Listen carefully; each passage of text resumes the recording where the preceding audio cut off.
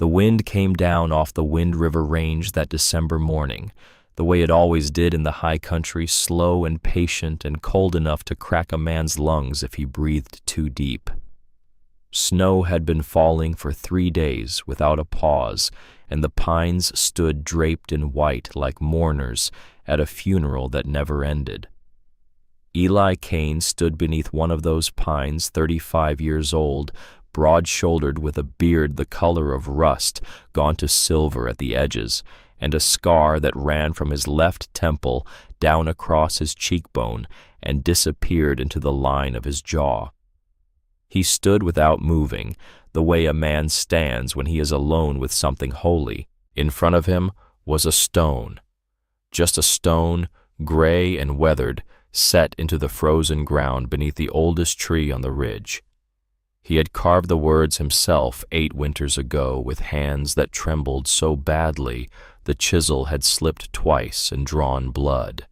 The words were these: Eleanor Ashford, 1864 to 1881, the one I waited for. Eli reached into the pocket of his sheepskin coat and drew out a small dried flower, an edelweiss the color of old paper, brittle as a dead man's promise. He bent down on one knee in the snow and laid the flower against the stone. He did this every month. He had done it every month for 96 months. The flower would freeze tonight and the wind would take it by morning, but he came anyway. A man keeps his word even to a ghost. Beside him, old Boone, the gray hunting hound he had raised from a pup, lowered his graying muzzle and pressed it gently against the back of Eli's hand. The dog was 12 years old now. His joints ached in the cold, and he no longer chased deer the way he once had, but he still walked this hill every month with his master, and he still understood in the way that good dogs always understand that this place was sacred, and silence was the only proper sound a creature could make here. Eli stayed kneeling for a long time. Then he stood because the cold was working its way into the old wound on his back, and he turned and walked down the ridge with Boone beside him. He did not know it then. He could not have known it. But that grave he had been tending for 8 years was about to be opened, not in the earth, but in his heart. And the woman buried inside it was about to walk through his cabin door. There are men who bury their wives in the ground. Eli Kane had buried a woman he had never touched, never kissed, never even seen face to face, except in a small ivory portrait, the size of his palm. He did not know yet that the worst lie of his life was about to be undone, and that the second worst lie was about to begin. To understand what happened that December, you must go back 10 years to the spring of 1879. Eli had come home from the Indian Wars in the autumn of 76, 22 years old, and carrying scars he never spoke of. He had ridden under General Crook in a column that arrived too late to save Custer at the Little Bighorn, and he had seen things on those plains that no young man should see. He had ridden in only one campaign the bitter summer of 76, but one was enough. The scar on his face came from a Lakota lance that nicked him in a skirmish near the Rosebud. He had been lucky, the surgeon told him. 2 inches lower and you would have lost the eye. 2 inches lower and you would have lost everything. He came back to the cabin his father had built on the slopes of the Wind River in 75, and he tried to remember how to be a man who did not flinch at every snapping branch. His mother saw it in him. Mothers always see it. She told his father, "Your son needs a wife, Thomas. He needs something to live for besides ghosts." His father wrote letters. The Kane family had distant cousins back east in the timber country of Pennsylvania, and through them they made contact with a Reverend Cyrus Ashford, a widower preacher in a small town outside of Greenbrier. The Reverend had a daughter 15 years old named Eleanor. She was bookish, the letters said, quiet, obedient. too young yet to marry, but in 2 or 3 years she would be of an age, and the Reverend was a man who appreciated the practical advantages of an arrangement.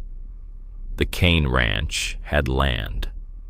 Eleanor had nothing but her mother's small inheritance, a silver mine in Colorado, that the Reverend was holding in trust until she came of age. Eli wrote his first letter to Eleanor in the spring of '79. She was 15. He was 25. He did not expect to fall in love with a girl he had never met. He did not expect anything at all. But she wrote back. She wrote about the autumn leaves in Pennsylvania, how they turned the color of fire, and how she walked through them on the way to the schoolhouse where she was learning to teach. She wrote about a book she had read called Walden by a man named Thoreau, and she asked Eli if there were ponds in Wyoming, and were they as still as the ones in Massachusetts. She wrote about her mother who had died when she was 8, and how she still kept her mother's hairbrush on the dresser even though her father had told her to put it away. She wrote in a hand that slanted slightly to the right, and her letters had a smell to them faint, like dried lavender. Eli kept every one of them. He read them in the lamplight of his bedroom on the eastern side of the cabin, the one with the small window that looked out over the pines, and slowly, page by page, he began to understand that he was falling in love with a girl he had never seen.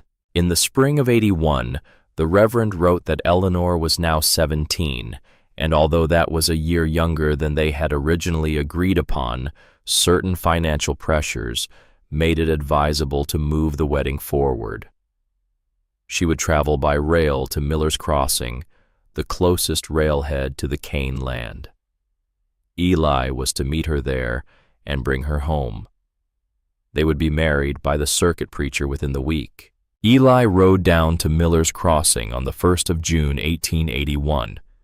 He brought a bouquet of wildflowers he had picked himself and a small ivory portrait of Eleanor that her father had sent the year before, a likeness done by a traveling painter when she was 16. He sat in the lobby of the only hotel in town, and he waited. He waited 1 day. He waited 2 days. On the 3rd day, a Western Union boy came into the lobby with a yellow envelope, and he looked around at the half-dozen men in the room, and he said, "Anyone here named Kane?" Eli stood up. The telegram was 3 lines long. Eleanor took fever sudden. Eleanor passed 2 days ago. There will be no wedding. Reverend Cyrus Ashford. Eli did not remember reading it a second time. He did not remember walking out of the hotel.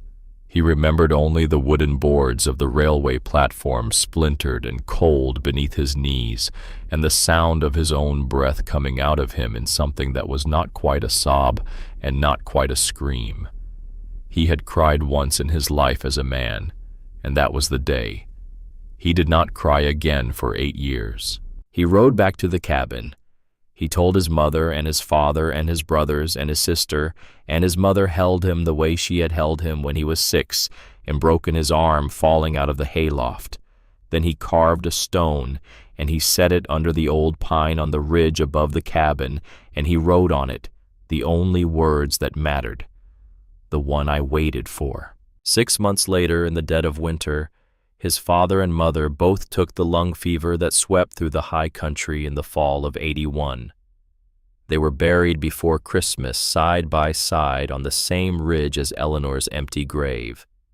Eli, 27 years old, became the head of the Kane family.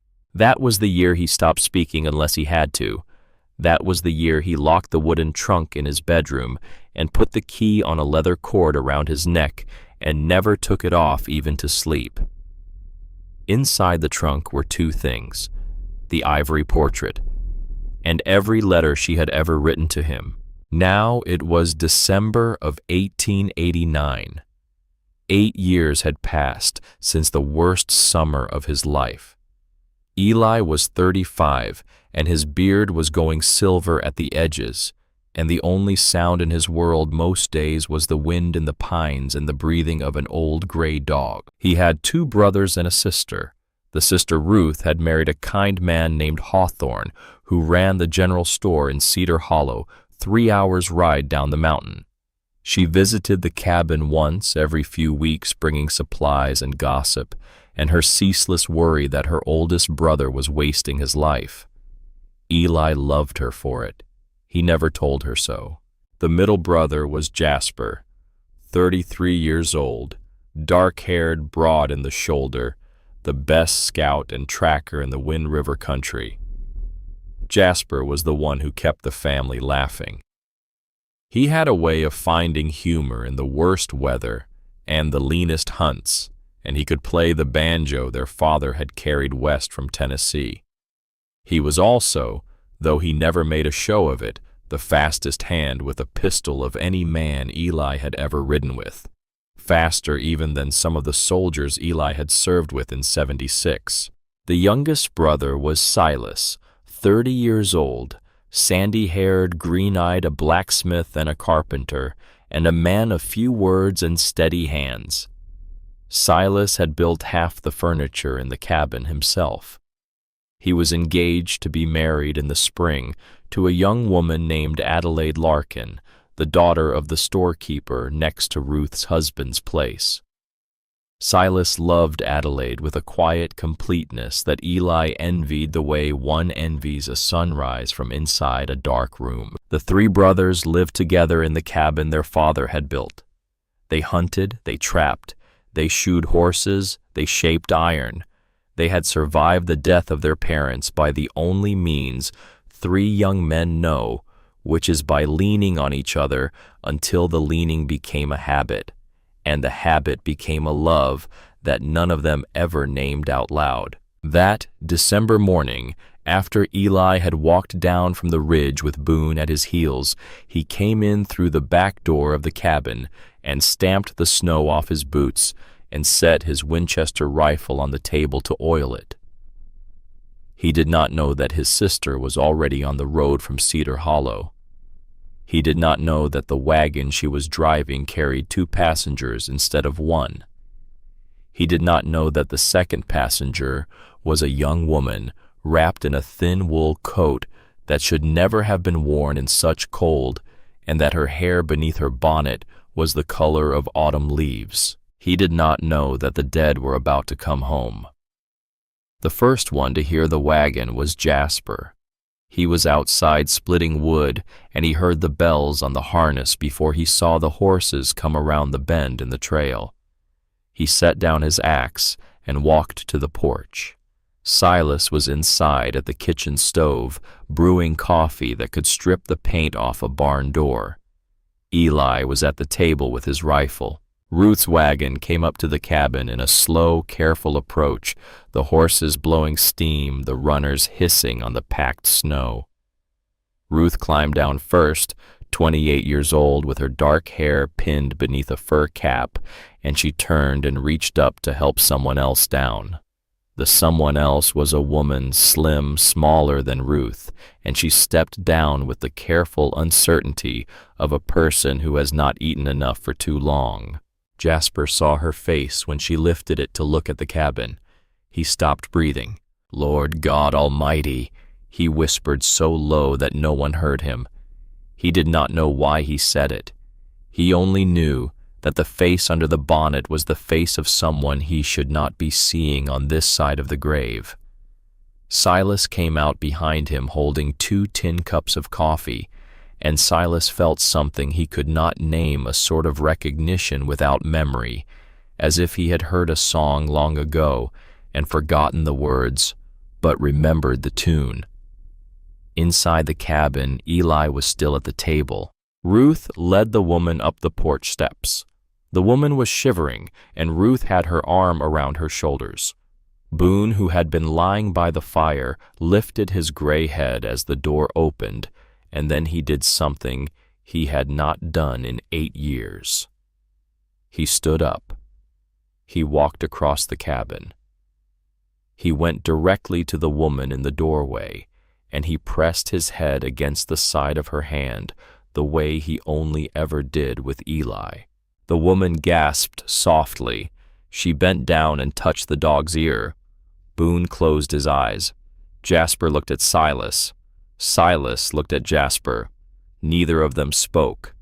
Boone had never gone to a stranger like that, not once in his entire life. The woman straightened up. She looked into the cabin and her eyes found Eli at the table. She drew a breath. She said, "My name is Nora Bramwell." Eli had been polishing the breech of his rifle. The cloth was in his right hand and the rifle was across his lap. When she said her name, the cloth fell. The rifle fell after it hitting the table with a heavy wooden clatter that should have made everyone in the room jump. No one jumped. They were all looking at Eli. He was looking at the woman. Her hair beneath the bonnet was the color of autumn leaves. Her eyes were the pale blue-gray of a winter sky just before the sun comes over the eastern ridge. Her cheekbones were high and her mouth was small and serious, and there was a tiredness in her face that no 25-year-old woman should have earned yet. She was the most beautiful woman he had ever seen in his life. She was also Eleanor Ashford. Eli stood up too fast. The crown of his head struck the low pine beam that ran across the kitchen, and the impact sent a flash of white light across his vision. He stumbled. Ruth said, "Eli, are you all right?" He did not answer. He pushed past her and past the woman and out onto the porch and down the steps into the snow, and he stood there bareheaded with his coat unbuttoned and his hands shaking and the cold biting at his bare neck, and he tried to make his lungs work. "She is dead," he told himself. "Eleanor died 8 years ago. The telegram came on the 3rd day. I read it twice. I read it 100 times. She is dead and buried, and this is some other woman who only looks like her. It is a coincidence. It is a trick of the light. It is the snow playing on my eyes." But his hands shook, and he knew. He knew the way a man knows his own hand in the dark. He stood out there for what felt like an hour, though it was probably only 3 or 4 minutes. When he turned and went back inside, his face was composed, and his hands were still. He had been a soldier once. He still knew how to put on a face, Ruth was explaining. The woman Nora was a school teacher who had been teaching for 3 years at the small one-room school in Cedar Hollow. The mining company had pulled out in October when the silver vein played out and half the families in town had left, and the school had closed because there were no more children.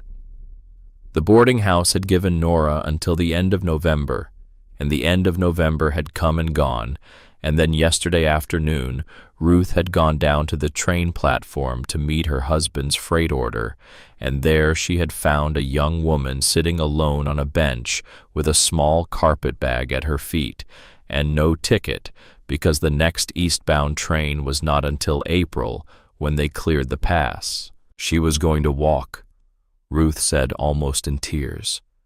She was going to walk 40 miles through the pass in December. She would have died brothers. She would have frozen in the first night. Nora stood by the fire with her hands folded in front of her. She did not beg. She did not weep. She held herself the way a deer holds itself when it knows it is being watched, perfectly still and ready to bolt. Her chin was up. Her eyes were on the floor. Jasper said, "Of course she can stay. We've got the spare room. She can have it as long as she needs." Silas nodded. "We can manage. Plenty of room here." Eli stood in the doorway and looked at the woman who could not be Eleanor, and who was Eleanor, and he heard his own voice come out of his throat from somewhere very far away. "One winter," he said, "until the thaw. Then she goes." It was the cruelest thing he had ever said to a woman, and the kindest he could manage. Nora dipped her head and whispered her thanks. She did not look at him. She had no way of knowing that the man with the scar on his face was the man she had been engaged to 10 years ago, the man whose name she had whispered every night for 8 years into a pillow that smelled of lavender and grief. That night, Nora slept on a folding cot by the front room hearth, with one of Ruth's quilts pulled up to her chin. Old Boone, who had not slept anywhere but at the foot of Eli's bed in 9 years, lay down beside the cot and did not move. Eli went into his bedroom. He locked the door. He took the leather cord from around his neck, and he opened the wooden trunk for the first time in 3 months. He lifted out the ivory portrait. He held it in his palm, and he held it next to the memory of the face he had just seen, and he understood. He understood with the cold and final clarity that comes once or twice in a man's life. The girl in the portrait was 16. The woman in his front room was 25. They were the same person. She had not died. She had not died. He sank to his knees on the floor of his own bedroom, the portrait in one hand and a stack of old letters in the other, and he tried to make sense of a world in which the dead did not stay dead. 8 years, he whispered. 8 years I knelt on that ridge. 8 years I carried this thing around my neck. 8 years I told myself God had taken her from me. And she has been alive the whole time. Alive somewhere, working, reading, sleeping, breathing. And now she is in my front room. Why is she here? Why does she call herself Bramwell? What has been done to her in those 8 years? What was done to me? Boone came through the door, which had not latched properly. The old dog walked to him and pressed his head against Eli's chest. Eli wrapped his arms around the gray neck and shook silently for a long time, and the dog, who had waited 8 years with him for something neither of them could have named, waited a little longer. The first week was a small kind of hell. Nora made herself useful. She rose before dawn, lit the kitchen stove, kneaded bread dough on the floured table, and scrubbed the floorboards of the front room until the pine grains shone. She mended a tear in Jasper's wool shirt without being asked. She brushed the burrs out of Boone's coat. She did everything she could to earn the place she had been given, because she had been raised by a man who had taught her that a woman's worth was measured only in her usefulness, and it was the only currency she knew how to spend. Jasper made her laugh on the second day. He came in stamping the snow off his boots and announced that he had just seen a rabbit so large it could have pulled a sled, and Nora's mouth lifted at one corner, and Jasper swore later to Silas that he had seen the sun come into the cabin. Silas, who saw her as a younger sister from the moment she stepped through the door, fixed the squeaky hinge on her bedroom door and oiled it twice, and made sure her water pitcher was filled with hot water every morning before she rose. Silas thought of Adelaide when he saw Nora, and he thought of how soon his own wedding would come, and his kindness toward Nora was the kindness of a man who knows what it is to be a stranger in love. Eli avoided her. He rose before she did, and he went into the woods, and he stayed out until after dark. He took meals at odd hours. He spoke in monosyllables. When she passed him in the narrow hall, he stepped back to let her by without meeting her eyes. Nora began to believe in the silent way that women believe such things, that he hated her. She did not know why. She thought perhaps he resented the burden, or perhaps he disliked having a woman in the house at all, or perhaps there was something about her face that displeased him. She did not weep over it because she had been taught long ago not to weep where any man could see. But she lay awake at night in the cot by the hearth, and she felt the weight of his coldness like a hand on her chest. On the seventh morning she rose earlier than usual and made tea and carried a cup of it out onto the porch to drink in the gray dawn. Eli came up the path from the woods carrying a rabbit slung over his shoulder. He saw her, and for the first time in 7 days he did not look away. She set down her cup. She said very softly, "What have I done that has made you unhappy with me?" He stopped on the lowest step. His mouth opened. He almost told her then. He almost said her name. Eleanor.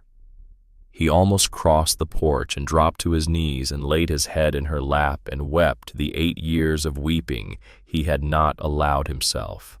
Instead, he said, "It is not your doing. It is no one's doing." And he walked past her into the cabin. She stood on the porch with her cooling tea and tried to understand what had just happened. She understood nothing, but she remembered later that for the first time he had spoken to her gently. The 9th day brought an unexpected encounter that neither of them had planned for. Eli had been out cutting firewood, and he came in through the back kitchen sweating despite the cold, and he stripped off his outer shirt and his undershirt to wash at the basin by the stove. He was leaning over the basin, sluicing cold water over his face and chest, when Nora came through the swinging door from the front room with a basket of laundry. She stopped. His back was to her. She saw the long, pale scar that ran down across his shoulder blade, and another that wrapped around the curve of his ribs. She had read enough penny novels in her life to recognize what made a scar like that. A blade. A long one. He felt her there the way a man does. He turned slowly. For a long moment, they simply looked at each other in the steam of the kitchen. She did not turn away, though her cheeks colored. He did not reach for the shirt on the chair behind him. There was no shame between them, only the quiet recognition of two people who had each been wounded in ways the other had not earned the right to ask about. He said, "The Indian Wars." 76. I was 22. She said, "I do not think serving your country is something to hide." He looked at her for a long time. "You are the first person," he said, "who has ever told me that. In 13 years. She set down the basket. She came 2 steps toward him and then stopped because she did not know what she had been intending to do. She nodded once, slowly. Then she turned and went back through the swinging door. Eli stood at the basin a long time after she was gone. He understood with a clarity he did not welcome that his heart had begun to beat again. After 8 years of silence, it had simply started up like an old clock that someone had wound. And the woman who had wound it was the very woman he had spent those 8 years mourning. And he could not tell her who she was because he did not yet know why she was using a false name. That afternoon, he and Jasper went out into the woods together to track a buck that had been working a meadow on the far side of the ridge. They walked for a long time in silence on the snow, their breath making white plumes, the only sound the soft squeak of the powder under their boots. Then Jasper said, "Brother, do you know who she is?" Eli almost dropped his rifle. "I saw the portrait in your trunk," Jasper said quietly. "I was 18. You were in the barn. I picked the lock with a hairpin because I was a foolish boy and I was curious about what you were guarding. I am sorry. I never told you. But I know that face. The girl in your trunk and the woman in our kitchen are the same woman." Eli stopped walking. He stared straight ahead into the white trees. "Yes," he said. Jasper took a breath. "What are you going to do?" "I do not know. She does not remember me. She does not know who I am. She is calling herself Bramwell, not Ashford. That means she is hiding from someone. Probably her father, though he has been dead for 5 years according to the papers. Whatever she is running from, she is running from it hard enough to take a false name." Jasper said, "Brother, Do you really believe God brought her to this cabin after 8 years, just so you could send her down the mountain in April with a polite handshake?" Eli did not answer. They walked on. But Jasper had planted the seed. The 12th day broke clear and cold, and Nora woke up with a fever. By mid-morning she could not stand. By afternoon she could not speak. The exposure at the train station, the cold nights in the boarding house, the long walk through November snow in a coat too thin, all of it had finally caught up with her. Silas saddled his fastest horse and rode the 3 hours down the mountain to fetch the doctor. Jasper kept the fire roaring. Eli sat by the bed with a basin of cool water and a cloth, and he wiped her forehead and her wrists and the hollow of her throat as she shook and burned beneath the quilts. She mumbled in her fever. At first it was only fragments, soft sounds, broken pieces. Then, near midnight, she began to speak in words. "Eli," she said. He froze. The cloth in his hand went still. "Eli Kane," she whispered. "Where are you?" "I am sorry. I could not come. He told them I was dead. Father told them I was dead. I am sorry. I am sorry." The cloth slid from Eli's fingers and dropped into the basin. The water sloshed. Nora, who was deep in her fever, did not hear it. She turned her face on the pillow, and her hand reached out blindly and found his hand and gripped it. Eli felt the second tear of his entire adult life roll down the scarred side of his face. He did not wipe it away. He bent close to her ear, and he said in a voice so quiet that even Boone, who lay at the foot of the bed, could barely hear it. "I am here. I have been here. I waited, Eleanor. I waited for you." She did not hear him. She was very far away in some country of fever and old grief, but her fingers tightened on his. He sat with her all night. The fever broke just before dawn. When she opened her eyes in the gray light, she did not remember anything she had said. She only saw the man with the scar sitting in the chair beside her bed, and she saw the deep exhaustion in his face, and she said, "You stayed." He said, "I will always stay." She did not understand the answer. She drifted back to sleep. Eli left the room and went to the kitchen and poured himself coffee and stood at the window with both hands wrapped around the tin cup, and he watched the sun come up over the Wind River. Today, he thought, today I will tell her. Today I will open the trunk and show her the portrait and the letters, and I will tell her my name, and I will ask her to forgive me for the 8 years I spent burying her when she was alive in the world and waiting for me too. He had just made that promise to himself when he heard a horse coming up the trail at a hard gallop. It was Ruth. She came up to the cabin lathered with sweat despite the cold, her hair half down from its pins, and she swung off the saddle without waiting for help. She came up onto the porch, shaking. "Eli," she said. "Eli, there is a man in Cedar Hollow. He came in on the morning stage. He is asking after a missing girl, a red-haired woman, 25 years old, traveling under the name Bramwell, but truly named Eleanor Ashford. He says her father has hired him. He says the family will pay for her safe return. He has been showing a tintype of her in the saloon. Half the town has seen it."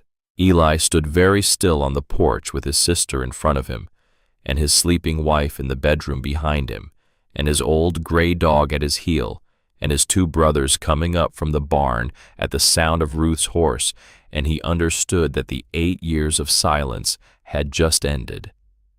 The dead had come home, and someone else had come looking for them. Eli looked at Ruth. He looked at Jasper and Silas, who were stopping in the snow at the foot of the steps with their hands on their belts and their faces gone hard. He said, "Get the rifles. Get them all." Then he turned and walked back into the cabin, where the woman he had buried 8 years ago lay sleeping in his brother's bed, and he closed the door behind him, and he went to her side, and he sat down to wait for whatever was coming up the mountain next. Eli sat in the chair beside the bed for a long time after he closed the door. Outside the window, the snow had stopped falling, and the morning sun came through the pines in thin gold lines that fell across the floorboards and across the foot of the quilt, and across the pale hand of the woman who had once been Eleanor Ashford. She slept the deep sleep of a body that has burned through its fever and come out the other side. Her breathing was slow. Her cheeks had the faintest color in them now, like the inside of a seashell. He looked at her hand. He looked at his own. 12 years of frontier weather and 3 years of cavalry leather and a lifetime of axe handles had left his fingers blunt and scarred and the color of saddle leather. Her fingers were thin and pale, and on the third finger of her left hand she wore no ring at all. He thought about that for a while. Then he thought about the man in the saloon with her tintype. Then he stood up because there were things to do that could not wait for grief. He went to the kitchen. Ruth was standing at the stove with her back very straight, pouring coffee, with hands that shook only a little. Jasper was leaning against the doorframe with his rifle across his arms. Silas had come in through the back and was already strapping on his belt, the sandy hair across his forehead damp with sweat from his ride down off the ridge. Eli closed the bedroom door behind him. He said, "Before we go any further, there is something the three of you have to know." He took a breath. He let it out. "The woman in that bedroom," he said, "is not Nora Bramwell. She never was. Her real name is Eleanor Ashford. She is the woman I was supposed to marry in Miller's Crossing in 1881. She is the woman whose telegram I got. She is the woman whose grave I have been tending for 8 years. The kitchen went very quiet. Ruth set the coffee pot down on the stove without looking at it. Her hand went up to her mouth. "Eli," she whispered. Jasper did not look surprised because Jasper had already known. He simply nodded once and said, "Then we are done waiting. We are going to fight for her." Silas took a long moment. He looked at his oldest brother for a long time. Then he said, "Then her father lied. The Reverend lied. He sent the telegram that buried you alive for 8 years, and now he wants her back, because he wants her mother's silver mine." Eli nodded. Ruth said, "But the man in the saloon. He said her father has hired him. Her father has been dead for 5 years. "Then her father is not dead," Eli said. "Then her father faked his own death probably to escape his creditors, and now that the silver mine is coming to market, he needs her signature to sell it. She is the only legal heir, and he has come back from the grave to take her." Silas said, "Cheyenne." Eli looked at him. "I will ride to Cheyenne," Silas said. "I will find Caleb Henderson. He used to be a circuit judge. He owes me 3 favors. He will draw up papers. He will write affidavits. We will make a paper trail that will reach a federal courthouse if we have to. If her father comes up this mountain, we will not meet him with rifles only. We will meet him with the law." Eli looked at his youngest brother and felt for one moment the way a father feels when he sees that his son has become a man without him noticing. He nodded. "Take the bay mare. She has the wind for it." Silas was on the road within the hour. That night, Eli went to her bedroom door and knocked. She called for him to come in a voice still weak from the fever. He brought a tray with broth and bread and a tin cup of weak coffee. He set it on the table by the bed. He took the chair he had sat in for 2 nights, and he turned it so that he could face her, and he sat down. She had her hair down and the autumn red of it spread on the pillow behind her. She looked at him with eyes the color of dawn over snow, and she said, You have been very kind to me." He was quiet for a long time. Then he said, "Eleanor." The cup was halfway to her lips. It stopped. She did not lower it. She did not move. She only looked at him, and the color went out of her face very slowly, like wine running out of a tilted glass. He said, "My name is Elias Kane. I waited for you in Miller's Crossing in June of 1881. I waited 3 days. On the 3rd day, your father sent a telegram. I have it still. It said you were dead. I rode home and I carved you a stone under the old pine on the ridge above this cabin. I have laid an Edelweiss flower on it every month for 96 months. I never knew that the man who wrote that telegram was a liar. I never knew that you were alive somewhere in the world, alive and breathing and walking and reading while I was kneeling in the snow, whispering to a stone." She set the cup down on the tray. The tin made a small, clear sound against the wood. For a long moment she did not speak. Then, very slowly, she pushed back the quilt. She got out of bed in her nightdress and her bare feet. She crossed the room to the small leather valise that Ruth had brought up from Cedar Hollow, the one she had carried with her on the train and had never let out of her sight. She knelt by it. She unbuckled the straps. She lifted the lid. She reached down to the bottom of it. She brought out a small bundle of letters tied with a piece of brown ribbon. She came back to the bed and sat down on the edge of it, and she held the letters out to him. "These," she said, "are the letters you wrote to me." He took them. The ribbon was old. The letters underneath it were yellow at the edges and creased from much handling. He recognized his own hand on the front of the topmost one, the slant of it the way he had always made his C with a deliberate flourish because his mother had told him a man's signature was the first thing the world saw of him. He looked up. She said my father kept them. He hid them in a locked cabinet behind his pulpit. He never let me see them while he was alive.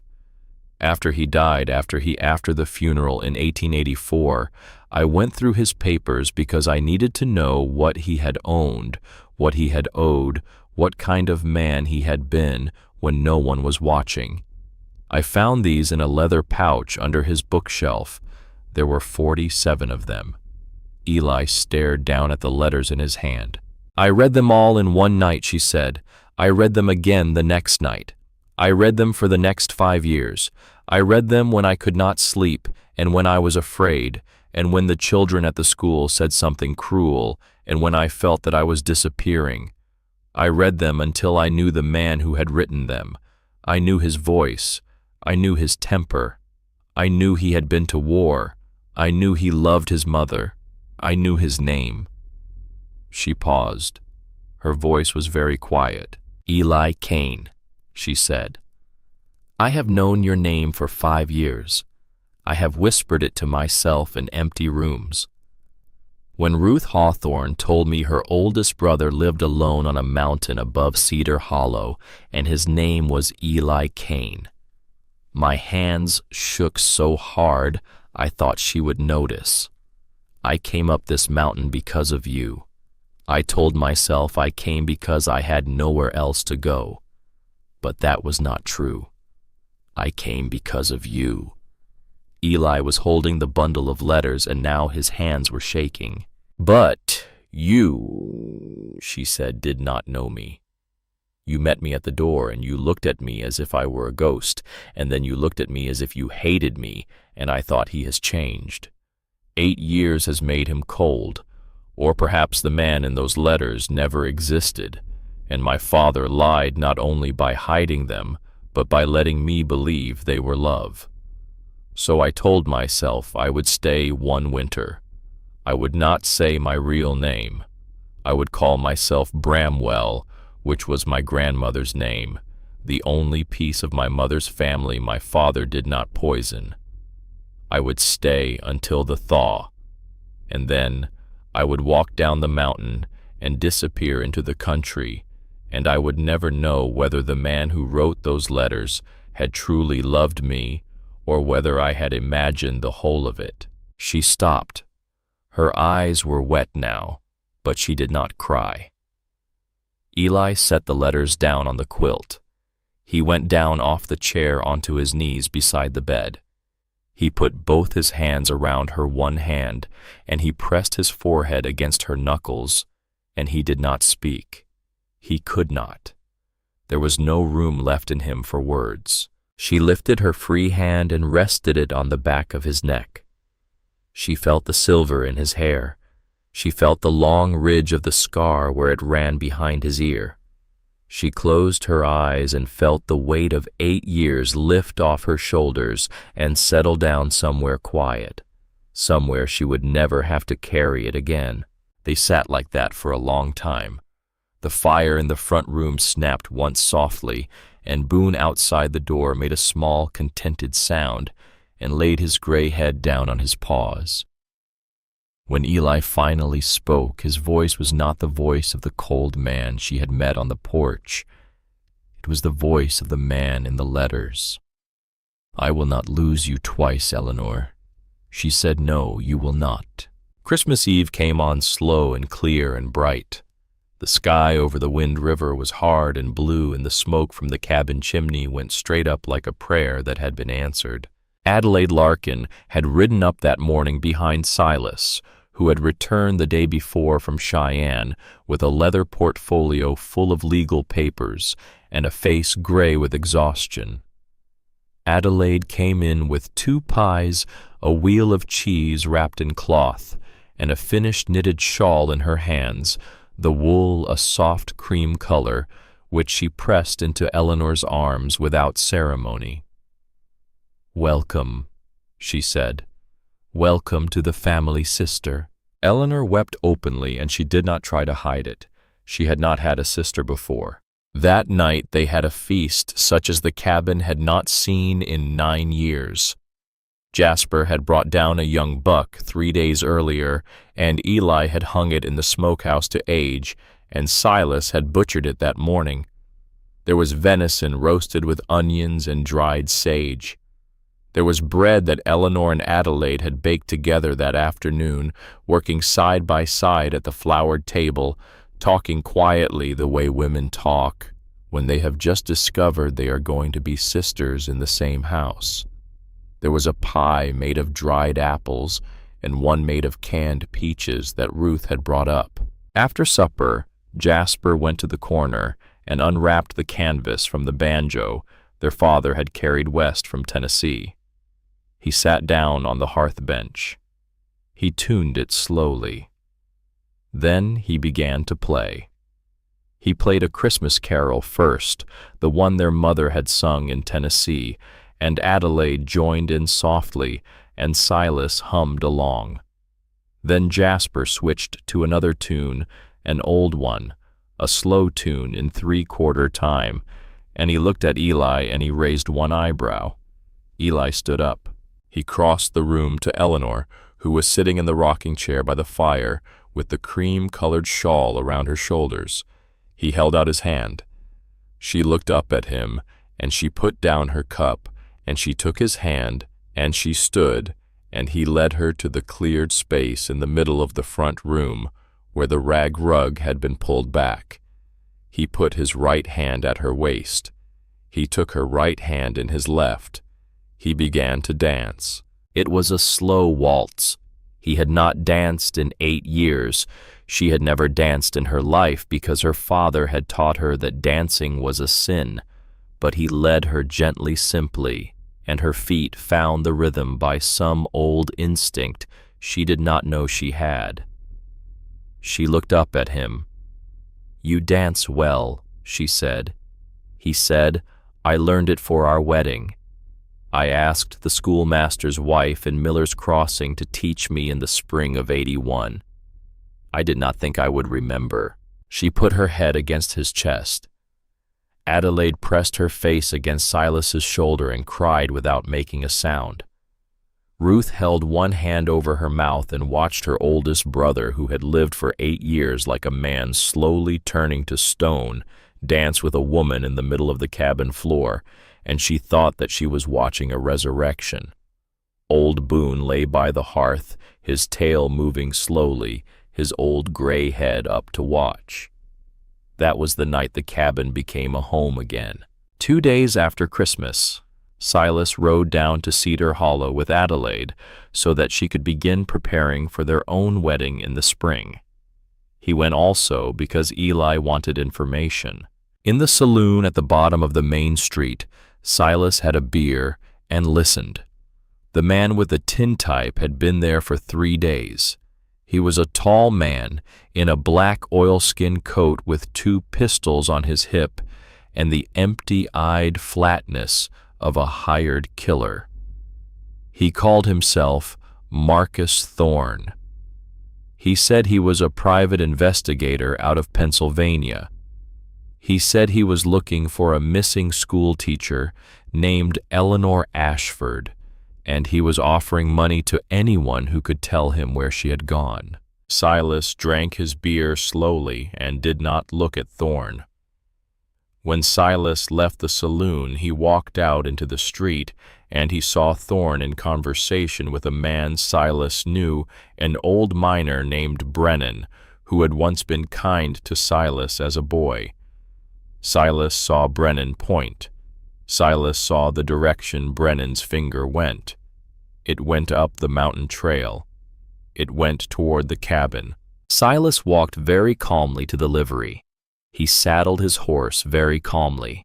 He rode out of Cedar Hollow at a walk, and once he was past the last house and around the bend in the trail, he kicked his horse into a hard gallop and did not stop until he saw the smoke from the cabin chimney an hour later. He came in through the door without knocking. He did not take off his coat. He said, "Eli, he knows where she is." Brennan pointed him up the mountain. "He may already be on the road behind me." Eli looked at Eleanor. He looked at her for a long time. "Eleanor," he said, "I have to ask you a thing. I do not have the right to ask. The papers Silas brought back from Cheyenne are good. They will hold up in any court west of the Mississippi. But they will hold up faster, and they will hold up harder if you and I are married before your father gets here. If we are husband and wife under the law, he loses every claim of guardianship. He becomes only a stranger. He becomes only a criminal. But I will not," he said. "I will not put a ring on your hand because of a man riding up a mountain trail. I will not. So I am asking you for yourself. Will you marry me? Tonight. In this room. With my brothers and my sister as witnesses." Eleanor stood up out of her chair. She crossed the floor to him, and she took both of his hands in both of her hands, and she said, "Eli Kane, I have been waiting for someone to ask me what I wanted for 25 years. No one has ever asked me, not once. You are the first." She did not need to say her answer. He saw it in her face. That night, by the light of every lamp in the cabin, with Ruth beside Eleanor and Jasper beside Eli, with Silas reading the words from a small leather Bible their mother had carried, the two of them said the old vows in front of the fire. Eli took from his coat pocket a small gold band, plain, narrow, the kind a working man buys when he is still young enough to believe in luck. He had bought it in 1881 in Miller's Crossing the morning before the telegram came. He had carried it in his pocket every day for 8 years. He had never been able to bring himself to put it back in the trunk. He slid it onto her finger. It fit. When the words were finished, Silas wrote out a marriage record on a single sheet of vellum. They all signed. Ruth, Jasper, Silas, Adelaide. The names ran down the page like names on a deed. Then Silas folded the paper carefully and placed it inside the leather portfolio with the Cheyenne papers. Eli walked Eleanor to his own bedroom, the one on the eastern side of the cabin, the one with the small window that looked out over the pines. He had moved his things there that afternoon. He had cleaned the floor and sanded the windowsill and put fresh sheets on the bed. He had built up a fire in the small iron stove. Before they crossed the threshold, he stopped. He took the leather cord from around his neck, the one he had worn for 8 years. He unlocked the trunk at the foot of the bed. He lifted out the ivory portrait. He looked at it once, and then he walked to the stove and he opened the iron door and he laid the portrait inside on the burning logs. He said, "I do not need a picture anymore. I have you." The ivory caught and curled at the edges and turned dark. The face of the 16-year-old girl in the painting disappeared into smoke. Eleanor stood in the middle of the bedroom in her plain wool dress, and her hands trembled, and she was not afraid. She had been afraid every night of her life since she was 8 years old. She was not afraid of this man. She had never been afraid of him, not even on the first night when he had spoken so coldly at the door. He came to her. He cupped her face in both of his rough hands. He kissed her on the forehead first, the way a man kisses something holy. Then he kissed her properly, slowly, the way he had imagined kissing her 10,000 times in 8 years. Outside the window, the snow began to fall again, soft and slow, and it covered any tracks that anyone might have made on the trail leading up to the cabin. Just before sunrise, Jasper, who had taken the watch in the barn, heard a horse blow somewhere down the trail. He moved. He had not survived a dozen winters in the Wind River, and a youth spent tracking grizzly by being slow. He went out the back door of the barn into the woodpile, moving low, his rifle across his arms, and he flattened himself against the stack of split pine and waited. He saw 3 men come out of the trees at the bottom of the south meadow. They were on foot. They had left their horses below the ridge. They were spread in a loose line 10 yards apart, working slowly toward the cabin. The middle man was tall in a black oilskin coat. Marcus Thorne. Jasper raised his rifle. He called out in the carrying voice his father had taught him to use when shouting across a canyon. He said, "That is far enough." Thorne and his men dropped flat. Then they came up shooting. The first ball whined off the corner of the woodpile 6 inches above Jasper's head. He fired back. His shot took the man on the right through the chest and put him down in the snow. The man on the left scrambled behind a pine and began to fire steadily at the woodpile. Inside the cabin, Eli came up the ladder to the loft window in 3 steps. He had his Winchester at his shoulder before he reached the top. From the loft, he had a clean view of the south meadow. He picked the man behind the pine. He led him by half a length the way you lead a deer. He squeezed. The man behind the pine fell sideways into the snow and did not get up. Silas had taken the back. He came around the corner of the cabin in time to see Thorne rise out of the snow at 30 yards and swing his pistol up. Silas fired. The shot caught Thorne high in the thigh. Thorne went down screaming. For a moment the meadow was still except for the screaming. Then Thorne began to drag himself backward toward the trees. He shouted as he went. He shouted, "This is not finished. The girl belongs to her father under the law.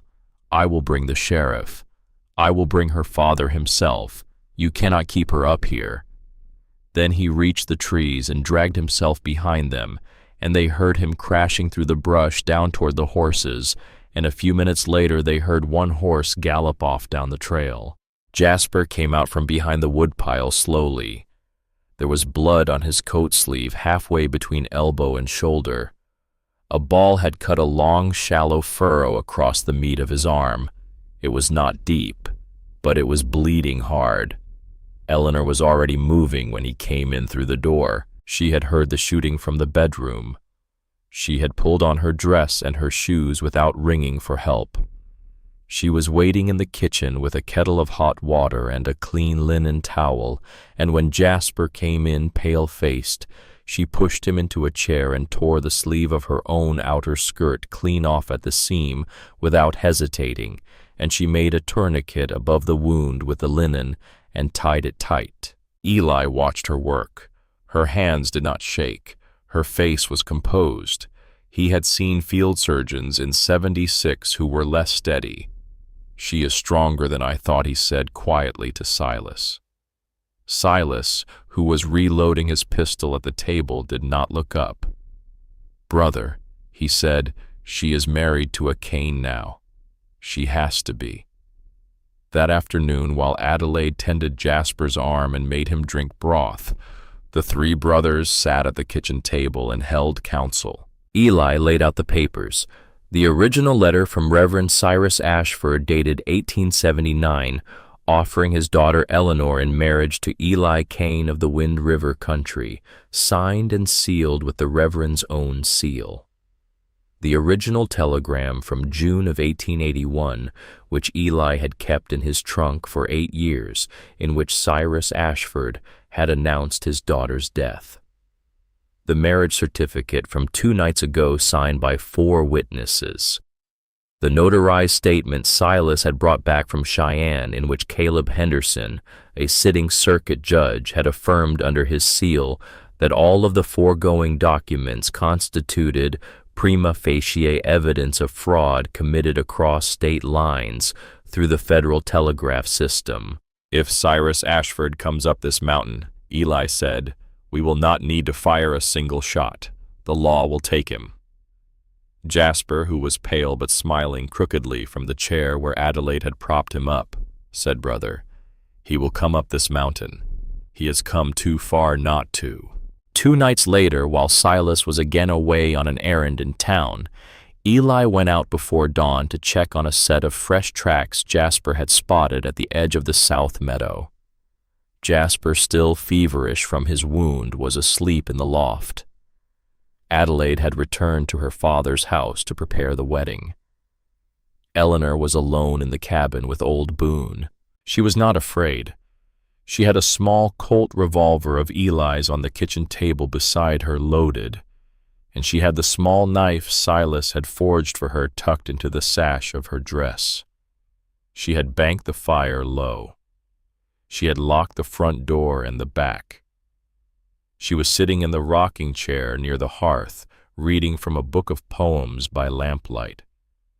Old Boone was asleep at her feet. Then he was not asleep. The old gray head came up off the floorboards. His ears went forward.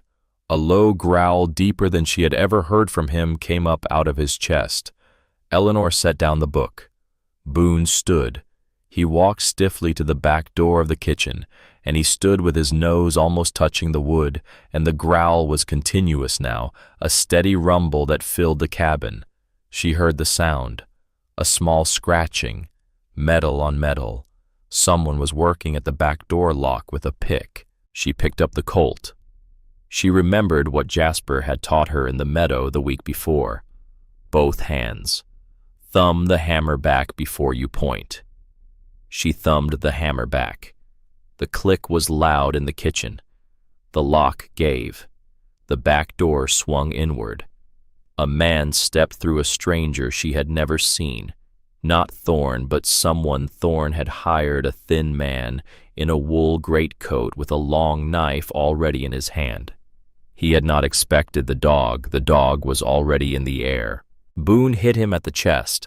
The man went down on his back, and Boone's old jaws closed on the sleeve of his knife arm, and the dog hung on the way Boone had hung onto a wounded buck once when he was 3 years old, with all the weight of him and all his old courage, and the man screamed and tried to roll. He brought the knife around with his free hand. Eleanor saw him do it. She fired the Colt straight up at the kitchen ceiling. The roar of the pistol in the small space was enormous. Plaster fell from the ceiling. The man on the floor froze for 1 second, which was enough. He shoved the dog off his chest with a great convulsive heave, and he ran out the back door into the dark, holding his torn arm against his side. Eleanor put the colt down on the table. Then she dropped to her knees beside Boone. The old dog was on his side. There was blood on his pale gray belly where the knife had gotten in once during the struggle. He looked up at her, and his tail thumped twice against the floorboards, slow and proud. She bent over him and held his head, and she wept into his fur. When Eli came back at first light and saw what had happened, he picked up the dog very gently and carried him into the front room and laid him on the rug by the hearth. Eleanor knelt beside Boone with a bowl of warm water and clean linen, and she cleaned the wound and packed it with the salve Adelaide had left, and Eli sat on the floor on the other side of the dog with his back against the stones of the hearth and his hand resting on the gray head. The wound was not as bad as it had looked. The knife had gone in shallow mostly through the loose skin of the belly. Boone would live. He would limp for the rest of his days, but he would live. Eli looked at his wife across the dog. He said he saved you. She said he saved me. Eli put his face down into his hand for a moment.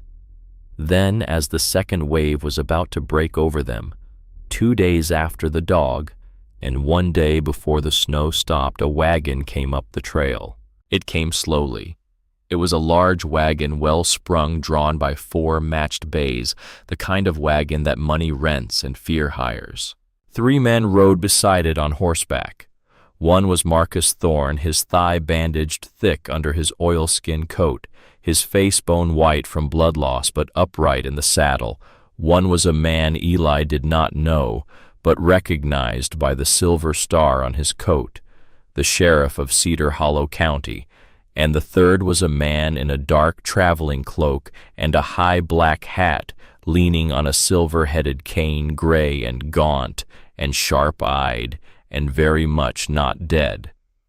Reverend Cyrus Ashford had come for his daughter. The wagon stopped at the edge of the south meadow. The 3 brothers were already on the porch. Eli was in the center, his Winchester in the crook of his arm. Jasper was on his right, his bandaged arm in a sling, but his good hand resting on the butt of his pistol. Silas was on his left.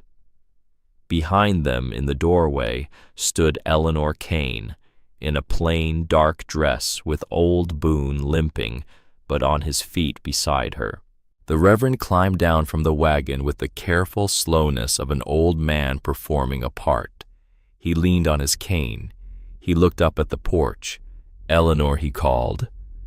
His voice carried across the cold air. "Eleanor, my child, I have come a long way to find you. I was wrong, child. Your father was wrong. Come down to me. Come down and forgive your old father." Eleanor stepped 1 pace forward. She did not move past Eli, but she stepped forward. She said, "Hello, Father." The Reverend smiled. It was a smile that did not reach his eyes. Then she said, "You are not going to take me anywhere." The smile faltered. The sheriff of Cedar Hollow County coughed. "Mr. Kane, he said the gentleman here has documents that establish his guardianship of this young woman. He has the right to seek the return of his daughter through legal means. I am here only to ensure that there is no further bloodshed between your family and his agents. I do not want to use this office wrongly, but the law is the law. If she is unmarried and if her father is alive, then her place is with him." "Eli said, Sheriff, I am very glad you said that." He turned his head just slightly. He said, "Silas." Silas stepped forward. He held the leather portfolio. He came down the porch steps, and he walked across the trampled snow of the yard, and he stopped 10 feet from the sheriff, and he opened the portfolio. Sheriff Silas said, "I have here 4 documents. 1. A letter dated April 1879 from Reverend Cyrus Ashford to the Kane family, offering his daughter Eleanor in marriage to my brother. 2. A telegram dated June 1881, signed by Reverend Cyrus Ashford, claiming that his daughter Eleanor had died of fever and that there would be no marriage. 3. A marriage certificate dated December 30th, 1889, joining Eli Kane and Eleanor Ashford as husband and wife under the laws of the territory of Wyoming, signed and witnessed by 4 parties, including my sister, Ruth Kane Hawthorne. 4. A notarized statement from Judge Caleb Henderson of the Cheyenne Circuit, attesting that the foregoing telegram constitutes evidence of fraud committed across state lines through the Federal Telegraph System and constitutes additional evidence of fraudulent concealment in matters of property and inheritance. The Reverend was declared dead in 1884 in Pennsylvania Sheriff in order to escape his creditors. He has been alive this whole time. He has come back now because his daughter's silver mine in Colorado is about to come to market, and he requires her signature to sell it.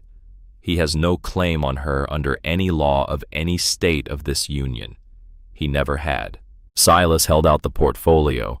The sheriff took it. He read for a long time in the cold with his breath making white plumes around the pages. Then he looked up at the Reverend. His face had changed. Reverend Ashford, the sheriff said. The Reverend's face had changed too. The mask was gone. What was left underneath was not a kindly old man at all.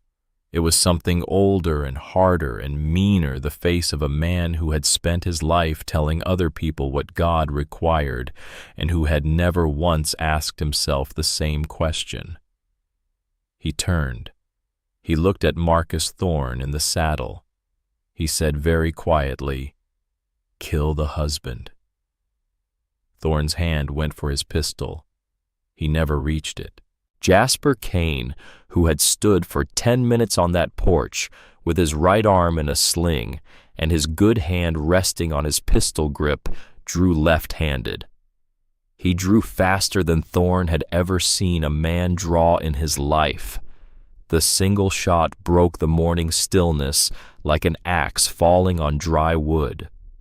Thorne's pistol hand jerked sideways, and his pistol went into the snow, and Thorne stared down at his own ruined wrist with an expression of pure surprise, as if he had never imagined in all his years that he might be the one who was not fast enough.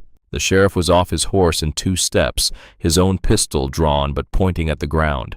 He said, "Reverend Cyrus Ashford, you are under arrest for fraud across state lines, fraudulent concealment of life status in matters of inheritance, and conspiracy to commit murder. Marcus Thorne, you are under arrest for attempted murder and assault upon the persons of these citizens. The both of you will accompany me down this mountain." The Reverend went gray in the face. He tried to lean on his cane, and the cane slipped in the snow, and he went heavily down on one knee. Eleanor came down off the porch. She walked across the yard slowly, and she stopped 6 feet from her kneeling father, and she looked down at him with eyes that had no kindness left in them at all. She said, "My name is Eleanor Kane." He looked up. He opened his mouth. He said, "Eleanor, you will never be happy with that man. You will never be happy with that scarred man on his mountain." She said, "Father, the scar on that man's face is more beautiful than anything you ever gave me. Goodbye." She turned around. She walked back to the porch. She climbed the steps. She took her husband's hand. She did not look back at her father once, not as the sheriff put manacles on his wrists, not as they loaded him into the wagon, not as the wagon turned and started its slow descent down the mountain trail. The old Reverend was screaming her name as the wagon went around the bend in the pines. She did not hear him. She had stopped hearing him 8 years before, when he had locked her in her bedroom and told her she was dead. The cabin door closed behind them. The wagon disappeared around the bend in the pines, and for a long time after it was gone, no one inside the cabin moved. Then Jasper let out a slow breath and lowered his good hand from his pistol. He sat down heavily on the bench by the door because his bandaged arm had started to throb again from the recoil of his draw. Silas put both his hands flat on the kitchen table and bowed his head over them, and his shoulders shook, once the way a man's shoulders shake when he has been carrying a weight for too long and has finally been allowed to put it down. Ruth, who had been sitting in the rocking chair with her hands twisted together in her lap during the entire confrontation, stood up and came across the room and put her arms around Eleanor without saying a word, and the two women stood there in the middle of the front room and held each other, while old Boone limped between their skirts and pressed his old gray head against Eleanor's knee. Eli walked to the kitchen window. He stood looking out at the empty yard where the wagon had been. The trampled snow was already beginning to fill in. By morning there would be no sign that anyone had ever come up that trail at all. Jasper said, "Well, brother, I believe we just had the most memorable Christmas and New Year's any family in the Wind River country has had in some time."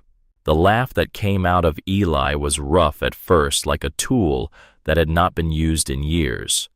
But it came. And then Silas laughed too, and Ruth laughed half crying, and Eleanor laughed against Ruth's shoulder, and even Adelaide, who had come up from her father's house at first light when the news of the wagon had reached town, laughed in the doorway with a hand pressed to her mouth. It was the first time the cabin had heard real laughter in a long while. Adelaide made coffee for everyone. Eleanor cut bread. Silas built up the fire.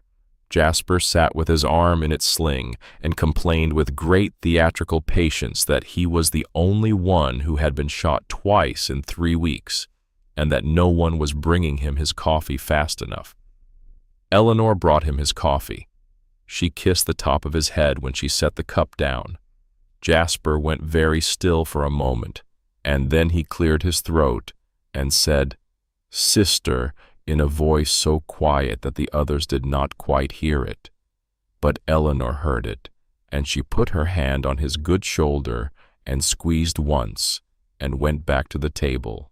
That night, after Ruth and Adelaide had ridden back down to Cedar Hollow, Eli and Eleanor sat alone by the fire.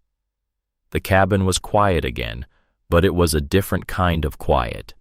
It was no longer the quiet of a man living alone with a dog.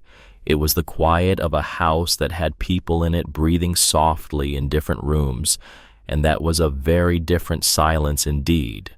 Eli sat in his chair with Boone at his feet and Eleanor in his lap. She had her head against his shoulder.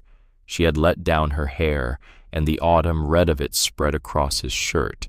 He said very quietly, "I want you to know something." She said, "What?"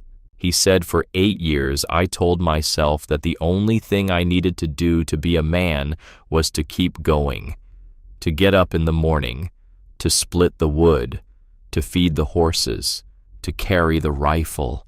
I told myself a man who could do those things was still a man. I was wrong, Eleanor. A man who only does those things is not a man. He is a clock that has not yet stopped ticking. Tonight is the first night in 8 years that I feel like a man again and not a clock." She did not answer for a moment. Then she lifted her face and kissed the scar on his cheek, the long one that ran from his temple down to his jaw, and she kissed it slowly, the way one kisses something one has loved without being allowed to. She said then, "We have a great deal of time to make up for husband." 2 weeks after the wagon went down the mountain, a letter came up from Cedar Hollow. The letter had traveled a long way to reach the cabin. It had been written in Philadelphia by a firm of attorneys, then sent by rail to Cheyenne, then carried by stagecoach to Cedar Hollow, then handed to Ruth's husband at his store, and then carried up the mountain by Silas, who arrived on a clear, cold morning in mid-January, with the letter in his coat pocket and his cheeks red from the wind. He set it on the kitchen table and pushed it across to Eleanor. "It is from Pennsylvania," he said. "The seal is from a law firm there." I did not open it. Eleanor sat down. She broke the seal with the small forging knife Silas had made her, the one she had taken to carrying with her as a matter of habit even inside the cabin. She unfolded the paper. It was 3 pages long, written in a small, careful clerical hand. She read it once in silence. Then she read it again. Then she handed it to Eli. The first page reported that on January 8, 1890, in the County Court of Allegheny, Pennsylvania, one Cyrus Ashford, formerly of Greenbrier in the same state, had been arraigned on charges of mail fraud, telegraph fraud across state lines, fraudulent concealment of life status, conspiracy to commit murder, and 7 counts of related lesser fraud committed against various creditors between the years 1884 and 1889. He had pleaded not guilty. The court, having reviewed the documentary evidence presented by the Office of the United States Marshal of the Wyoming Territory, had remanded the defendant without bail. The trial had concluded on January 23rd. The defendant had been found guilty on every count. He had been sentenced to 15 years in the state penitentiary. The second page reported that the silver mine in San Juan County, Colorado, registered in trust to the late Margaret Calloway Ashford, and her surviving heir, Eleanor Ashford, was now the unencumbered property of Eleanor Ashford Kane. The trust had been dissolved by order of the court on the same day as the conviction. A check made out in the amount of $9,480, representing the present cash value of the mine after fees and back taxes, was enclosed. The third page was a personal note from one of the attorneys, a man named Hollister, who wrote that he had known Eleanor's mother slightly in his youth, that he had always thought poorly of the Reverend, and that he wished her every happiness in her new life in the West. Eleanor sat very still at the table. She was not crying. Her hands were folded in her lap. Her eyes were on the check. After a long while she said, "Eli." He said, "Yes." She said, "This is my mother's, not mine, not father's, my mother's. She bought that mine with her own inheritance from her father when she was 20 years old. She bought it because she wanted something that was hers. She wanted something her husband could not take. He took it anyway, of course. He took everything, but it was always hers." She slid the check across the table to him. "You decide," she said. "You are my husband." He pushed it gently back to her. "No," he said. "No. You decide. It is your mother's. It is yours." Eleanor sat with the check in front of her for a full week. She slept on it. She walked with it in her pocket up to the ridge where the empty grave had once stood. She read her mother's old letters by the firelight. She did not speak of it. On the 8th morning she came down to the kitchen at first light, and she said to Eli, who was lacing his boots by the door, "I have decided." He stopped lacing. She said, "I want to build a school in Cedar Hollow, a new one, a proper one, with a stove that does not smoke and books and slates for every child and a roof that does not leak." "The miners are coming back," Silas says. "The new copper claim on the south side will bring families. There will be children. I want to teach them. When our own children are old enough, I will go down the mountain 3 days a week, and I will teach." Eli looked at her for a long time. He said, "Eleanor Kane, you are the kindest person I have ever known in my life." She said, "No. I am only a person who knows what it is to be a child whose mother is gone, and whose father is cruel, and who has nothing to read but the Bible. I do not want any child in Cedar Hollow to grow up the way I did." He stood up from his boots. He came across the kitchen. He took her face in both his hands and he kissed her on the forehead and then on the mouth, and he said, "Build your school, wife, build it tomorrow." She wrote a letter to the attorney Hollister that afternoon. By spring, the foundation of the new schoolhouse had been laid on a piece of flat ground at the edge of Cedar Hollow, donated by Ruth's husband, paid for in full by Eleanor Kane, who had once been Eleanor Ashford and once been Nora Bramwell, and was finished with both of those names forever. Late in February, on a clear, cold afternoon, when the sun was bright, but the wind off the peaks was still cutting, Eli and Jasper sat on the porch of the cabin with their pipes. Jasper's arm had healed enough that he no longer needed the sling. He could draw a pistol again, although he did not draw it as fast as he had in the yard that morning, and he claimed with great cheerfulness that he was content to go through the rest of his days at second best. The two of them sat watching Silas in the meadow below the cabin, where Silas was working a young horse on a long lead, walking it in slow, patient circles. Eleanor sat on the corral fence in a heavy wool coat that had been her mother-in-law's and now was hers, watching Silas work. From the porch, she was a small, dark shape against the white meadow, but Eli could see even from that distance the way she sat very straight, the way Ruth Kane Hawthorne had once sat as a young girl learning to ride. Jasper drew on his pipe. He let the smoke out slowly. He said, "Brother, do you remember the day Father died?" Eli said, "Every day." Jasper said, "I never told you what he said to me on his last morning. I do not know why. I think I did not have the words. He was very weak by then. He could only whisper. He took my hand, and he pulled me down close so he could speak into my ear, and he said this. He said, 'Jasper, look after your brother. Eli is not as hard as he pretends. His heart is the easiest to break of any heart in this house. Look after him for me.'" Eli did not move. Jasper said, "I did not understand it then. I was 25 years old.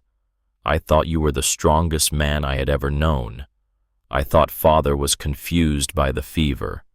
But 6 months later, when the telegram came and I watched what it did to you, I understood. And I have been doing what he asked me to do for 8 years, brother, as best as a younger brother can." Eli was quiet for a long time. Then he said, "Jasper, I would not have lived through those 8 years without you and Silas. I want you to know that. There were nights in those first 2 winters when I did not know if I would still be here in the morning. And it was the sound of you and Silas in the next room, you arguing over the cards, you laughing at something stupid Silas said, that kept me here. That sound. Every night. Thank you." Jasper did not answer. He took his pipe out of his mouth and looked at the bowl of it.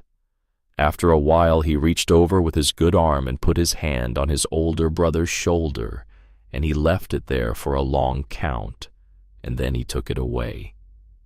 That was the most they had ever said to each other in their lives. That was the most they would ever say.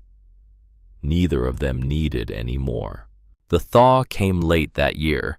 The first true thaw was at the end of March, almost into April. The snow on the south meadow began to drop in soft, heavy slabs off the pines. The trail down to Cedar Hollow turned to mud, and then to mud over ice, and then to good packed earth again, and small green shoots came up through the dead grass at the edge of the corral.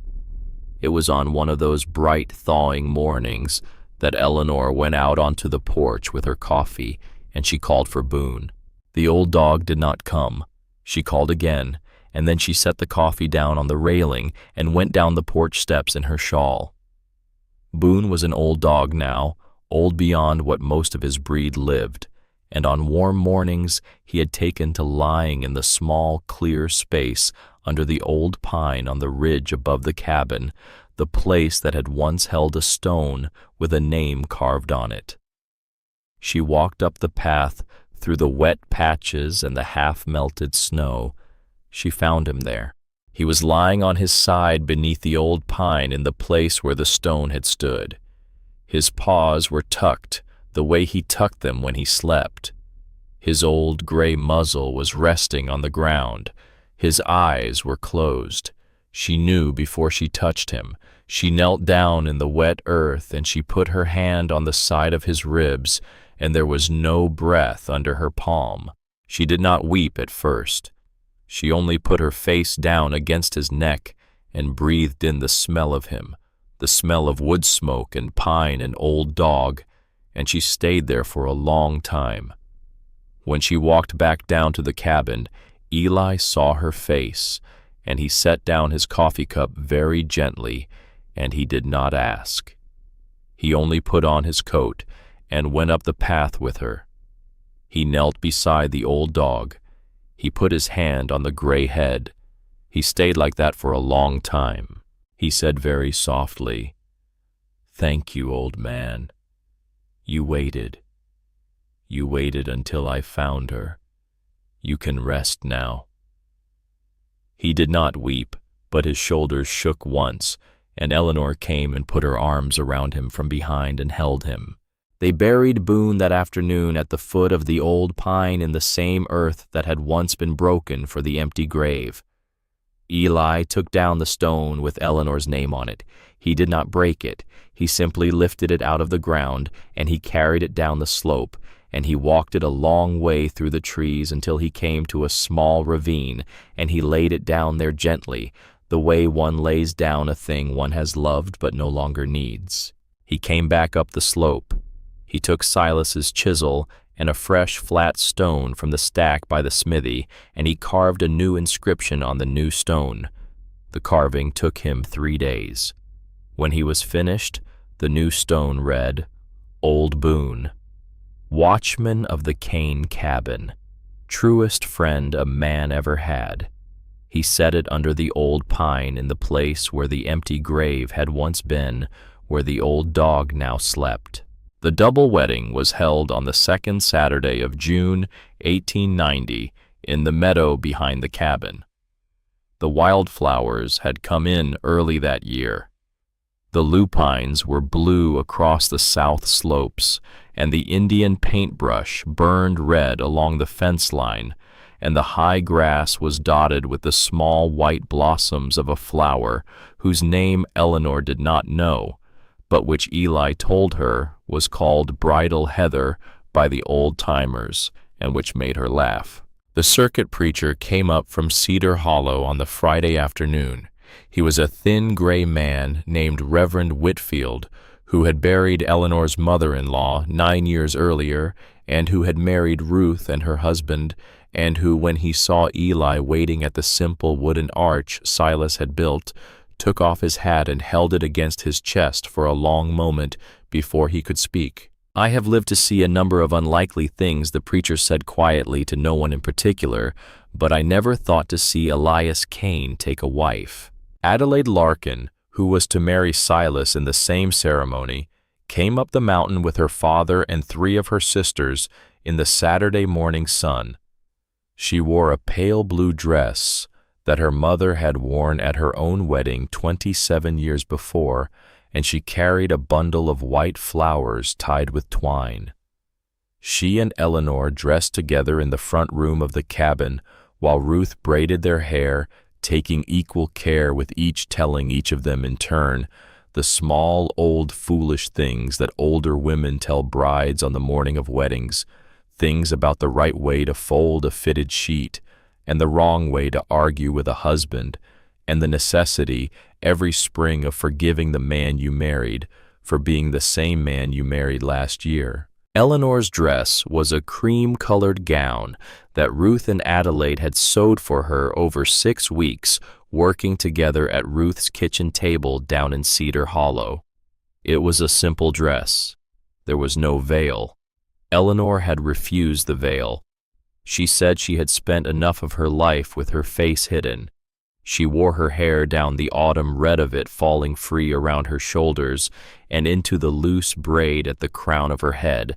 Adelaide had tucked a single small dried sprig of edelweiss, the same kind of flower Eli had carried up the ridge once a month for 8 years. When the two brides came out of the cabin and walked side by side down the path toward the meadow, Jasper, who was standing by the arch with his pistol on his hip and his good arm clasped across his chest, said very softly, "Brother." Eli looked. He saw her coming. He saw the cream of the dress and the autumn red of the hair and the small white flowers in her arms, and he saw just above her left ear the dried edelweiss. Something inside him that had been holding on for 9 years simply let go. He did not weep. He had wept in his life only twice as a man, and this was not to be a third. But his face changed. The hard set of it, the set he had carried since the platform at Miller's Crossing, simply softened, and underneath it was the face of the young man he had been at 25, the young man who had written letters to a girl in Pennsylvania and meant every word of them. When she reached the arch, Reverend Whitfield, who had begun many ceremonies in his long life, paused before he began this one, and he said, looking out at the small gathered crowd of family and townsfolk, "If any here present know any reason why these two couples should not be lawfully wed, let him speak now or hereafter hold his peace." There was a silence. Then Jasper Kane said in a voice that carried across the meadow, "I object." Every head turned. Every head. Jasper grinned. He said, "Your Honor, I object on the grounds that these two should have been married 8 years ago, and I have been waiting all this time for my brother to marry someone, anyone, so that I could finally have a sister in this house who can cook better than he can.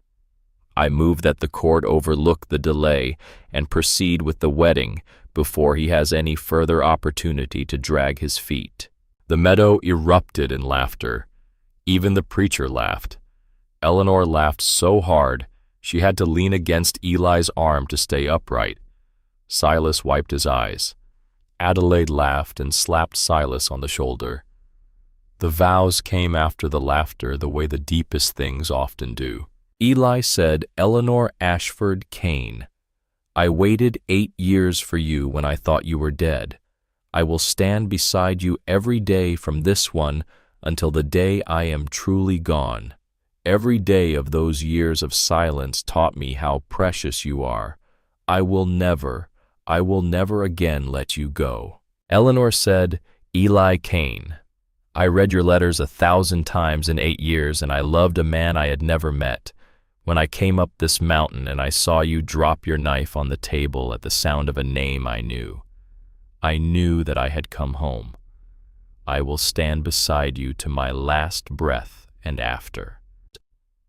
When the preacher pronounced them husband and wife, when he said with the same words that Silas and Adelaide were also husband and wife, Jasper Kane raised his pistol skyward and fired one celebratory shot into the blue sky above the meadow, and the echo of it rolled along the Wind River for a long way, and far down on the south slope, an old buck who had been grazing at the edge of the timber lifted his head once, and then went calmly back to feeding. There was an empty chair at the edge of the gathering.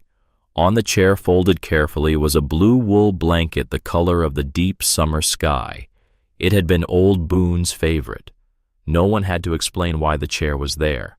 That night, after the dancing and the eating and the long table that had been set up out under the pines and lit with hung lanterns, After the sisters had hugged Eleanor and the brothers-in-law had clasped Eli's hand and the preacher had ridden back down the mountain with a slice of cake wrapped in cloth, Eli walked his wife back to the cabin alone. He had spent the last weeks remaking the bedroom on the eastern side of the cabin. He had whitewashed the walls. He had built a new bed with Silas's help from clean pine. He had hung curtains of Eleanor's choosing. He had laid down a new rag rug in front of the small iron stove. He had cut and dried wildflowers and put them in a jar on the windowsill. Eleanor stood in the middle of the room when he opened the door for her. She had her hands clasped in front of her. She was not afraid. She had never once been afraid of him, not even on the first night when his coldness had hurt her. He stood for a long moment at the small window looking out at the moon over the Wind River. He said, "Do you know that I dreamed about this night 1,000 times?" She said, "Did you?" He said, "Every night for 8 years. I dreamed about standing in this room with you. And every morning for 8 years I woke up alone." She walked to him. She put her hand on his arm. She said then, "Tonight, husband, do not let the dream end." The moon came in through the small window and laid its light across the floorboards in a long, pale rectangle. Outside on the ridge above the cabin, a pair of coyotes called once across the pines and then fell silent. The high country slept. The first child came in the spring of 1891. It was a girl. They named her Margaret after Eleanor's mother. She was born in the bedroom on the eastern side of the cabin with Adelaide acting as midwife and Ruth sitting at her sister-in-law's head, holding her hand through the long hours, and Eli pacing the front room until Adelaide came out and put the small wrapped bundle in his arms, and his hands, which had held a Winchester on the rosebud and an axe through 1,000 winters, suddenly did not know what to do. "She is so small," he said. Adelaide said, "She will grow." He carried her into the bedroom. He sat down beside Eleanor, who was tired and pale and smiling, and he laid the baby in the crook of her mother's arm, and he sat there looking at the two of them for a long time without speaking. Finally, Eleanor said, "Eli, do you remember what you said to me that morning on the porch?" He said, "I have said many things to you on many porches, wife." "Which morning?" She said, "The morning after the wagon went down the mountain. You said that you had spent 8 years being a clock that had not yet stopped ticking. You said you had forgotten how to be a man." He said, "I remember." She looked down at the small face in the crook of her arm. She said, "Look, we are not clocks, husband, not anymore." He bent down. He kissed his wife's forehead, and then he kissed his daughter's, and he stayed there with his face close to both of them for a long time. A month after Margaret was born, on a clear, bright April morning, Eleanor went out onto the porch of the cabin with the baby in her arms. Eli came up behind her and put his arms around her from behind, and he rested his chin gently on the top of her head, and they stood there together, looking out at the meadow. Below them, in the south pasture, Silas and Adelaide were planting a kitchen garden. Adelaide herself was now expecting dew in late summer, and her hand kept going to the small curve of her belly, the way a woman's hand always does. Jasper was working a young horse in the corral, and beside him, lying watchfully in the spring grass, was a young gray hound, a half-grown pup, that the people of Cedar Hollow had presented to Eli at Christmas, with a card that read, "For Mr. Kane, of the line of Old Boone, who saved the schoolteacher." The pup had Boone's gray coat and Boone's quiet eyes, and he was already at 6 months old, following Eli everywhere he went. Ruth was inside the cabin with her own husband, who had come up for the weekend, and they were laughing about something in the kitchen. Eleanor turned her head. She looked up at her husband. She said, "Eli, tell me the truth. Do you regret the 8 years we lost?" Eli looked down at her. He looked at the baby in her arms. He said, "No, I do not. I will tell you why. Every night of those 8 years I knelt in the snow before that stone on the ridge, and I made the same promise to God. I said, 'Lord, if you bring her back to me, I will never let her go again. I will never take a single day of her for granted. I will be the husband I should have been the first time.' The 8 years taught me how to keep that promise. If I had married you in 1881, I would have been a good husband, but I would have been a young one. I would have been hurried. I would have been distracted. I would have forgotten on 100 Tuesdays to say thank you. I do not forget any more, Eleanor. The 8 years are the price I paid to learn how to love you the way you deserved to be loved. I would pay it again. I would pay it 10 times. She did not answer.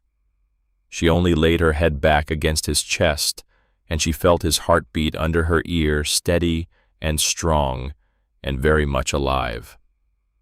The sun came up over the eastern ridge and laid a long bar of gold across the cabin porch. Down below them, Jasper laughed at something Silas had said. The young greyhound stood up in the grass and shook himself and trotted toward the corral. A horse blew softly somewhere down the slope. Inside the cabin, Ruth's voice and her husband's voice mingled with the soft clatter of cups in the kitchen. The Wind River country in the spring of 1891 was full of small, ordinary sounds, the sounds a family makes on a quiet morning, when no one is dying, no one is leaving, and no one is coming up the trail with a gun. Some men build empires. Some men accumulate fortunes. Eli Kane had built something he believed was worth more than any of those things. He had built a family, a wife who had been buried for 8 years and had walked up out of the grave on a December morning and into his arms. 2 brothers who had stood on the porch beside him with their rifles and would have stood there until the last bullet was gone if it had come to that. A sister who had brought him his salvation in a wagon through a snowstorm. A daughter sleeping in her mother's arms in the spring sun. An old gray dog buried under the pine on the ridge, and a young one growing into the place the old one had left. In the high country of Wyoming Territory in those last years of the old Wild West, the richest man was not the man with the most silver. The richest man was the man with the most people who would have died for him, and the most people he would gladly have died for in return. By that measure, Elias Kane was the richest man in Wyoming. The camera, if there had been one, would have pulled back then, back from the porch, back over the south meadow where Silas and Adelaide knelt in the freshly turned earth, back over the corral where Jasper stood with one boot on the lower rail, watching the young horse circle, back over the cabin chimney with its slow blue ribbon of wood smoke, back up the slope to the old pine on the ridge where a single gray stone bore the name of an old dog who had once saved a young woman in the kitchen and who slept now in the same earth that had once held an empty grave with a different name on it. The sun cleared the ridge. The light spread across the high meadows. A young hound barked once in the distance. A horse answered. The end.